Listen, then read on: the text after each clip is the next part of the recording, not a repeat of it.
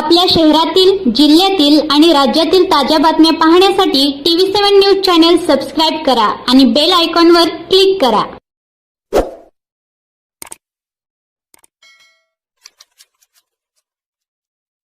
सचिन दशरथ शेंडगे, महसूल सहाय्यक, तहसील कार्यालय सांगोला।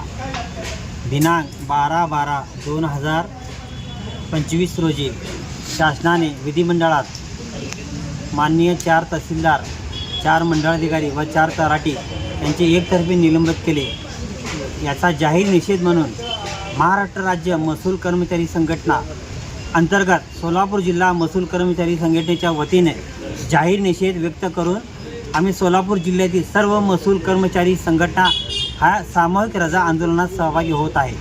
शासनाने जे एकतर्फी जो निर्णय घेतलेला आहे तो माघारी घ्यावा आणि कर्मचाऱ्यांची, अधिकाऱ्यांची बाजू ऐकून घ्यावी, हे आमचं मागणं आहे। याबाबत आम्ही सामूहिक रजा आंदोलन पुकारलेलं आहे। आज दिनांक 16/12/2025 पासून सामूहिक रजा आंदोलन पुकारलेलं आहे।